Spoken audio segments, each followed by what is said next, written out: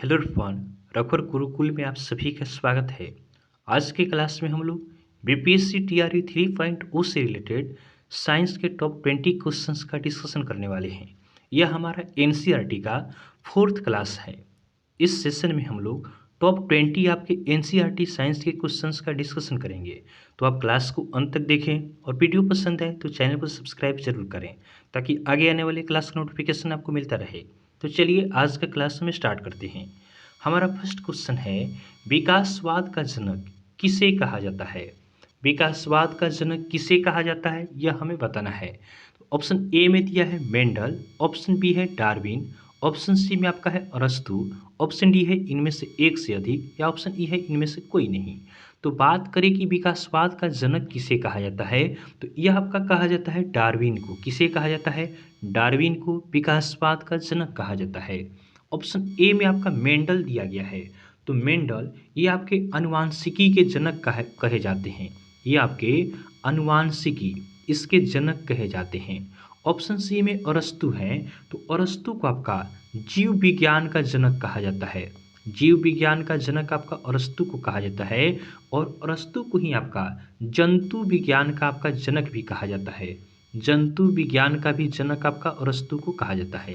तो आप इसे ध्यान रखेंगे। विकासवाद का जनक डार्विन को कहते हैं, मेंडल को अनुवांशिकी का जनक कहा जाता है, अरस्तु को क्या कहते हैं? अरस्तु को जीव विज्ञान का जनक और जंतु विज्ञान का जनक कहते हैं। नेक्स्ट क्वेश्चन को देखते हैं। अगला प्रश्न हमारा है, प्रकाश तंतु अर्थात ऑप्टिकल फाइबर किस सिद्धांत पर कार्य करता है? प्रकाश तंतु किस सिद्धांत पर कार्य करता है? तो प्रकाश तंतु यह आपका पूर्ण आंतरिक परावर्तन के सिद्धांत पे कार्य करता है। तो ऑप्शन ए हमारा सही आंसर है। प्रकाश तंतु पूर्ण आंतरिक परावर्तन के सिद्धांत पे कार्य करता है। वही हम बात करें, जो आपका प्रकाशीय तंतु होता है, इसमें प्रकाश का संचरण आपका लंबाई की दिशा में होता है। प्रकाशीय तंतु में प्रकाश का संचरण आपका लंबाई की दिशा में होता है। उसके बाद बात करें, जो आपका मृग मरीच का होता है, जो आपका मृग मरीच का होता है अर्थात जिसे माइरेस कहा जाता है, क्या होता है? मृग मरीच का क्या है? जब हम सड़क पे चलते हैं गर्मियों के दिनों में तो दूर का रोड कैसे दिखाई देता है? लगता है कि इस पे पानी है। यही आपका होता है मृग मरीच का। यह भी आपका पूर्ण आंतरिक परावर्तन पे क्या है? डिपेंड करता है। उसके बाद आपका एंडोस्कोप की बात करें तो एंडोस्कोप भी आपका पूर्ण आंतरिक परावर्तन के सिद्धांत पे कार्य करता है। तो आप इसे ध्यान रखेंगे। प्रकाश तंतु, मृग मरीच का और आपका एंडोस्कोप, ये सभी आपके पूर्ण आंतरिक परावर्तन के उदाहरण हैं। नेक्स्ट क्वेश्चन को देखते हैं। अगला प्रश्न है, प्रकाश तरंगों के वायु से कांच में जाने पर उनके कौन से गुण प्रभावित होते हैं? हमें बताना है कि प्रकाश तरंग जो होते हैं वायु से कांच में जाते हैं तो उनके कौन से गुण प्रभावित होते हैं, यह हमें बताना है। तो देखिए, प्रकाश जो होता है एक माध्यम से दूसरे माध्यम में जाता है तो इसका आपका तरंगदैर्घ्य चेंज होता है और आपका वेग चेंज होता है। तो दोनों में चेंज होता है। तो हमारा आंसर होगा ऑप्शन सी। ए और बी दोनों आपके सही आंसर हैं। प्रकाश तरंग वायु से कांच में जाती है तो इसका तरंगदैर्घ्य में परिवर्तन होता है और आपका वेग में भी परिवर्तन होता है। परिवर्तन किस में नहीं होता है? तो आवृत्ति जो होता है, यह आपका प्रकाश का माध्यम चेंज होने पर आवृत्ति आपका क्या होता है? यह आपका अपरिवर्तित रहता है। आवृत्ति क्या होता है? अपरिवर्तित रहता है। इसमें आपका चेंज नहीं होता है। आवृत्ति को इंग्लिश में क्या कहते हैं? फ्रीक्वेंसी कहते हैं। तो प्रकाश एक माध्यम से दूसरे माध्यम में जाती है तो तरंगदैर्घ्य और वेग चेंज होते हैं, जबकि आवृत्ति क्या होता है? यह आपका अपरिवर्तित रहता है। आपसे पूछा जाए कि जो आपका निर्वात होता है इसमें प्रकाश का चाल कितना होता है, तो निर्वात में प्रकाश का चाल 3 × 10⁸ मीटर पर सेकेंड होता है। वही आपसे पूछा जाए कि कांच में प्रकाश का चाल कितना होता है, तो कांच में प्रकाश का चाल 2 × 10⁸ मीटर पर सेकेंड होता है। वहीं हम बात करें कि जल में प्रकाश का चाल कितना होता है, तो जल में प्रकाश का चाल 2.25 × 10⁸ मीटर पर सेकेंड होता है। तो आप इन्हें भी ध्यान रखेंगे। नेक्स्ट क्वेश्चन को देखते हैं। अगला प्रश्न हमारा है, प्रकाश संश्लेषण की क्रिया में ऊर्जा का रूपांतरण किस प्रकार होता है? हमें बताना है, जो आपका प्रकाश संश्लेषण की क्रिया होती है अर्थात जो आपका फोटोसिंथेसिस प्रोसेस है, इसमें ऊर्जा का रूपांतरण किस रूप में होता है? तो प्रकाश संश्लेषण में क्या करता है? लाइट एनर्जी को यूज़ किया जाता है, अर्थात सूर्य के प्रकाश को पेड़ पौधे यूज़ करते हैं अपने भोजन को बनाने में। तो इसमें क्या चेंज होता है? इसमें आपका प्रकाश ऊर्जा चेंज हो जाता है रासायनिक ऊर्जा में। किस में चेंज होता है? जो आपका लाइट एनर्जी होता है या आपका केमिकल एनर्जी में क्या होता है? चेंज हो जाता है। तो ऑप्शन बी हमारा सही आंसर होगा। ध्यान देंगे, वही हम बात करें कि प्रकाश संश्लेषण की, तो प्रकाश संश्लेषण जो प्रोसेस होता है, इसमें पेड़ पौधे क्या करते हैं? आपका कार्बन डाइऑक्साइड को लेते हैं और क्या करते हैं? सनलाइट की उपस्थिति में और आपके वाटर और मिनरल्स के द्वारा क्या करते हैं? अपने भोजन को तैयार करते हैं। और ध्यान रखेंगे, जो पौधे होते हैं ये श्वसन के दौरान ऑक्सीजन को अवशोषित करते हैं। पेड़ पौधे जो होते हैं या हम लोग हो गए मानव, हम सभी भी क्या करते हैं? श्वसन के दौरान ऑक्सीजन को ही अवशोषित करते हैं। तो पेड़ पौधे भी ऑक्सीजन को अवशोषित करते हैं। यहाँ आप कार्बन डाइऑक्साइड आंसर नहीं देंगे। जो श्वसन होता है, इसमें पेड़ पौधे भी आपका ऑक्सीजन ही अवशोषित करते हैं। नेक्स्ट क्वेश्चन को देखते हैं। अगला प्रश्न हमारा है, दाढ़ी बनाने के लिए किस दर्पण का प्रयोग किया जाता है? हमें बताना है कि दाढ़ी बनाने में आपका किस दर्पण का यूज़ होता है? तो दाढ़ी बनाने में हम यूज़ करते हैं आपके अवतल दर्पण का। किसका यूज़ करते हैं? अवतल दर्पण का यूज़ करते हैं। ऑप्शन बी हमारा सही आंसर है। वही हम बात करें, जो आपका सर्च लाइट होता है, सर्च लाइट होता है, इसमें भी आपका अवतल दर्पण का यूज़ होता है। वही हम बात करें, जो आपके दंत चिकित्सक होते हैं, ये भी आपके अवतल दर्पण का यूज़ करते हैं। उसके बाद जो हम लोग साइड मिरर के रूप में यूज़ करते हैं, उत्तल दर्पण का यूज़ करते हैं। जो गाड़ी में साइड मिरर लगा रहता है, यह आपका उत्तल दर्पण होता है। नेक्स्ट क्वेश्चन को देखते हैं। अगला प्रश्न है, किस रंग की तरंगदैर्घ्य सबसे अधिक होती है? हमें बताना है कि किस रंग की तरंगदैर्घ्य सबसे अधिक होती है। तो लाल रंग का तरंगदैर्घ्य आपका सबसे अधिक होता है। सबसे अधिक तरंगदैर्घ्य आपका लाल का होता है और सबसे कम पूछे तो सबसे कम आपका होता है बैगनी रंग का। बैगनी का तरंगदैर्घ्य आपका सबसे कम होता है, वहीं लाल का तरंगदैर्घ्य क्या होता है? सबसे अधिक होता है। नेक्स्ट क्वेश्चन को देखते हैं। अगला प्रश्न हमारा है, मूल भौतिक राशियों की संख्या कितनी है? हमें बताना है कि जो आपके मूल भौतिक राशि हैं, इनकी संख्या कितनी है? तो मूल भौतिक राशि, इनकी संख्या आपका 7 है। तो ऑप्शन सी हमारा सही आंसर है। मूल भौतिक राशि कहते किसे हैं? तो मूल भौतिक राशि अर्थात इन्हें फंडामेंटल यूनिट कहा जाता है। ये स्वतंत्र होते हैं, ये किसी दूसरे यूनिट से नहीं बने होते हैं, ये खुद से स्वतंत्र होते हैं। तो 7 आपके मूल भौतिक राशि कौन कौन सी है? तो ये आपके हैं लंबाई है, ये आपका हो गया लंबाई हो गया। उसके बाद हम बात करें तो आपका समय हो गया, ताप हो गया। उसके बाद बात करें तो आपका द्रव्यमान हो गया। फिर बात करें तो आपका हो गया विद्युत धारा हो गया। उसके बाद बात करें तो आपका ज्योति तीव्रता हो गया। क्या हो गया? ज्योति तीव्रता हो गया। उसके बाद आपका पदार्थ की मात्रा हो गई, पदार्थ की मात्रा हो गई। ये सभी आपके क्या है? 7 आपके मूल भौतिक राशियाँ हैं। नेक्स्ट क्वेश्चन को देखते हैं। अगला प्रश्न हमारा है, प्रकाश वर्ष किसका मात्रक है? प्रकाश वर्ष जो होता है अर्थात लाइट ईयर किसका यूनिट है? तो प्रकाश वर्ष यह आपका दूरी मापने का इकाई होता है। किसका इकाई होता है? तो दूरी मापने का इकाई होता है प्रकाश वर्ष। बात करें, एक प्रकाश वर्ष जो आपका होता है, एक प्रकाश वर्ष में आपका 9.46 इंटू 10⁻12 किलोमीटर होता है। तो आप इससे भी ध्यान रखेंगे, एक प्रकाश वर्ष में कितना किलोमीटर होता है? तो 9.46 इंटू 10⁻12 किलोमीटर होता है। नेक्स्ट क्वेश्चन को देखते हैं। दूरी मापने की सबसे बड़ी इकाई क्या है? हमें बताना है कि दूरी मापने की सबसे बड़ी इकाई क्या है? तो दूरी मापने की सबसे बड़ी इकाई आपका पारसेक है। तो ऑप्शन बी हमारा सही आंसर है। बात करें कि एक पारसेक में आपका कितना प्रकाश वर्ष होता है? तो एक पारसेक में आपका 3.262 प्रकाश वर्ष होता है। तो आप इससे भी थोड़ा ध्यान रखेंगे। एक जो आपका पारसेक होता है उसमें 3.262 इतना आपका प्रकाश वर्ष होता है। नेक्स्ट क्वेश्चन को देखते हैं। अगला प्रश्न हमारा है, वायुमंडलीय दाब मापने का मात्रक क्या है? वायुमंडलीय दाब मापने का मात्रक क्या है, यह हमें बताना है। तो वायुमंडलीय दाब इससे आपका मापा जाता है बैरोमीटर द्वारा। किसके द्वारा मापा जाता है? तो वायुमंडलीय दाब को हम मापते हैं बैरोमीटर के द्वारा मापते हैं। तो आप इसे ध्यान रखेंगे। उसके बाद हम बात करें, ऑप्शन ए में हमारा क्या दिया गया है? वाट दिया गया है। तो वाट जो है यह किसका मात्रक है? शक्ति का मात्रक है। जूल किसका मात्रक है? तो जूल आपका ऊर्जा का मात्रक है। मीटर पर सेकेंड स्क्वायर किसका मात्रक है? तो यह आपका त्वरण अर्थात एक्सेलरेशन का मात्रक है। नेक्स्ट क्वेश्चन को देखते हैं। अगला प्रश्न है, दाब का मात्रक क्या है? हमें बताना है दाब अर्थात जो आपका प्रेशर होता है इसका मात्रक क्या है। तो देखिए, दाब का मात्रक की हम बात करें तो दाब का मात्रक क्या होता है? पास्कल होता है। ऑप्शन सी हमारा सही आंसर है। पास्कल आपका दाब का मात्रक होता है।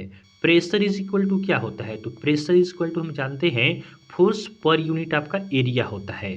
तो फोर्स पर यूनिट एरिया, यहाँ से हम एक और आपका यूनिट निकाल सकते हैं। फोर्स का हम जानते हैं यूनिट क्या होता है? न्यूटन होता है। एरिया का क्या होता है? तो एरिया का आपका मीटर स्क्वायर होता है। तो न्यूटन पर मीटर स्क्वायर एक आपका प्रेशर का दूसरा भी यूनिट हो जाएगा।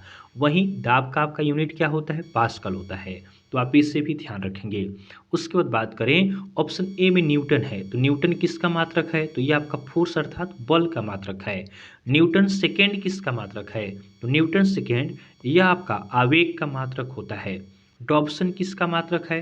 तो डॉब्सन आपका ओजोन परत की मोटाई मापने का मात्रक है। यह किसका मात्रक है? तो ओजोन परत की मोटाई मापने की इकाई आपका डॉब्सन है। नेक्स्ट क्वेश्चन है, किसकी उपस्थिति के कारण ब्लैक बोर्ड तथा कागज पर लिखना संभव है? हम ब्लैक बोर्ड या पेपर पे लिखते हैं, किस कारण से लिखते हैं? तो यह आपका घर्षण की उपस्थिति के कारण संभव होता है। घर्षण अर्थात फ्रिक्शन के कारण ही हम कोई भी चीज़ लिख पाते हैं। और हम जो चलते हैं यह भी आपका फ्रिक्शन के कारण ही होता है। जो हमारा टायर होता है साइकिल, मोटरसाइकिल, कार का, इसमें भी आप देखते हैं चक्का में क्या होता है? गड्ढा छोड़ा जाता है। यह आपका फ्रिक्शन के लिए ऐसा होता है, ताकि फ्रिक्शन उसमें रहे तो आसानी से चलेगा, स्लिप नहीं करेगा। नेक्स्ट क्वेश्चन को देखते हैं। अगला प्रश्न हमारा है, रॉकेट किस सिद्धांत पर कार्य करता है? हमें बताना है कि रॉकेट आपका किस सिद्धांत पे कार्य करता है। तो रॉकेट आपका संवेग संरक्षण के सिद्धांत पे कार्य करता है। ऑप्शन ए हमारा सही आंसर है। जो आपका जेट इंजन होता है यह आपका रेखीय संवेग संरक्षण पे आपका काम करता है।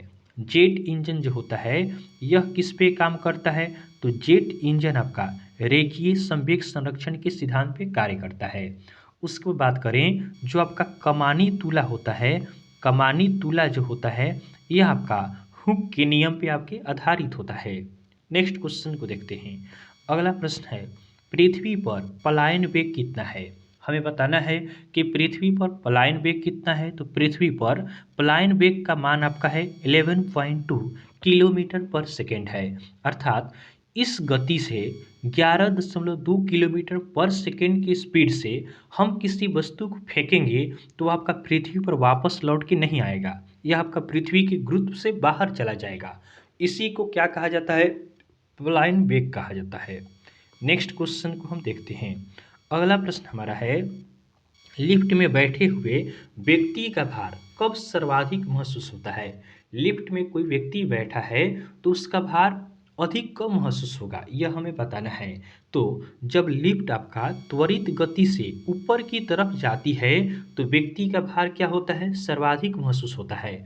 वहीं जब आपका लिफ्ट नीचे आती है, या झूला की भी बात करें तो झूला आपका नीचे आता है तो इस समय हम हमारा वजन क्या होता है? वजन आपका कम महसूस होता है। और झूला हो गया, लिफ्ट हो गया, ऊपर जाएगा तो आपका वजन बढ़ा हुआ महसूस होगा, नीचे आएगा तो वजन आपका कम महसूस होता है। नेक्स्ट क्वेश्चन को देखते हैं। अगला प्रश्न है, साबुन के बुलबुले का दाब वायुमंडलीय दाब से कम होता है अथवा अधिक होता है? जो आपका साबुन का बुलबुला होता है इसका जो प्रेशर होता है यह आपका वायुमंडलीय दाब से कम होता है अथवा अधिक होता है?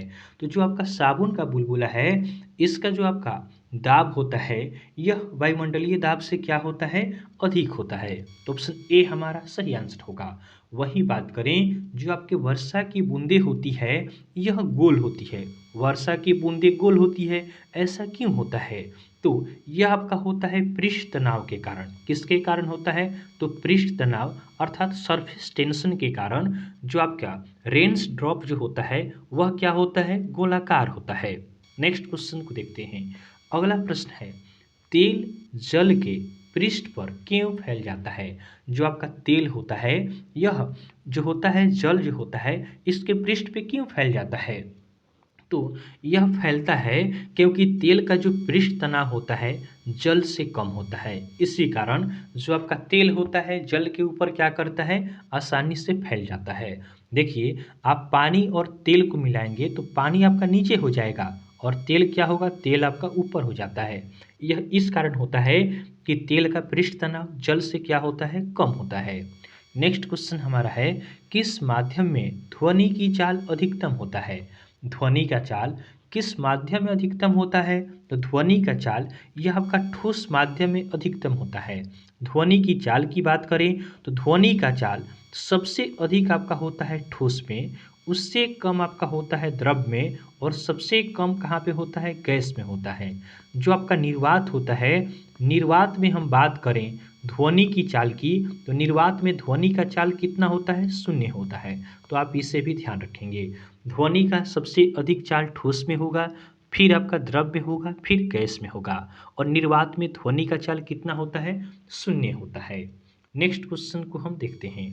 अगला प्रश्न हमारा है, पराश्रव्य ध्वनि तरंगे किसके द्वारा सुनी जा सकती है? पराश्रव्य ध्वनि तरंगे, पराश्रव्य ध्वनि तरंगे जो है इनका आवृत्ति कितना होता है? तो इनका आवृत्ति आपका 20,000 हर्ज से आपका क्या होता है, अधिक होता है। पराश्रव्य जो ध्वनि होता है इसका आवृत्ति आपका 20,000 हर्ज से अधिक होता है। ये आपका कुत्तों के द्वारा सुनी जाती है। हम लोग जो ध्वनि सुनते हैं, हम लोग जो ध्वनि सुनते हैं इसका आवृत्ति आपका 20 हर्ज से लेकर 20,000 हर्ज के बीच में होता है। तो आप इससे भी ध्यान रखेंगे। जो आपका ऑडिबल जो होता है यह आपका क्या होता है, ऑडिबल जो साउंड होता है यह आपका 20 हर्ज से लेकर 20,000 हर्ज के बीच में होता है। वहीं आपका एक होता है अवश्रव्य होता है। तो अवश्रव्य ध्वनि तरंगे जो होती है इनका जो आपका आवृत्ति होता है यह आपका 20 हर्ट्ज से क्या होता है, कम होता है। तो 20 हर्ट्ज से भी कम होता है आपका अवश्रव्य ध्वनि तरंगों की आवृत्ति। हम लोग जो सुनते हैं उसका आवृत्ति 20 से 20,000 के बीच में होता है और पराश्रव्य जो होता है इसका आवृत्ति 20,000 हर्ट्ज से अधिक होता है। आज का हमारा लास्ट क्वेश्चन है, जल, लोहा व नाइट्रोजन में ध्वनि के वेगों की आरोही क्रम सजाना है। आरोही क्रम क्या होता है, कम से अधिक। आरोही क्रम क्या होता है, कम से अधिक अर्थात बढ़ते क्रम आरोही क्रम को कहते हैं, इंक्रीजिंग ऑर्डर कहते हैं या असेंडिंग ऑर्डर कहते हैं। तो हमने देखा है कि आपका सबसे ज़्यादा जो ध्वनि का चाल होता है किस में होता है, तो सबसे ज़्यादा ध्वनि का चाल ठोस में होता है और सबसे कम किस में होता है, गैस में। तो कम से अधिक में सजाना है तो सबसे पहले गैस आएगा। तो गैस इसमें कौन सा है, गैस आपका है नाइट्रोजन। इससे ज़्यादा किस में होता है, नाइट्रोजन से ज़्यादा किस में होगा, तो आपका द्रव्य में होगा। तो द्रव्य यहाँ पे जल दिया है और सबसे ज़्यादा ठोस में होता है। तो ठोस आपका दिया है क्या है, लोहा है। तो देखेंगे कौन सा ऑप्शन इससे मैच करता है। तो सबसे पहले नाइट्रोजन, फिर जल और फिर क्या है, लोहा। तो ऑप्शन सी हमारा सही आंसर है। जल, लोहा व नाइट्रोजन में ध्वनि के वेगों का यह आपका आरोही क्रम है। तो इस तरह हमने बिहार बीपीएससी टीआरई 3.2 जो आपका मार्च में होने वाला है, फिर आपका 4.0 जो है ये आपका अगस्त में होने वाला है। तो इससे रिलेटेड हमने आपका एनसीईआरटी साइंस के टॉप 20 क्वेश्चंस का डिस्कशन किया है। तो आपको क्लास पसंद आया हो तो आप वीडियो को लाइक करें और चैनल को सब्सक्राइब जरूर करें। तो चलिए आज के लिए हम इतना ही रखते हैं, फिर नेक्स्ट क्लास में आपसे मिलेंगे। तब तक के लिए धन्यवाद।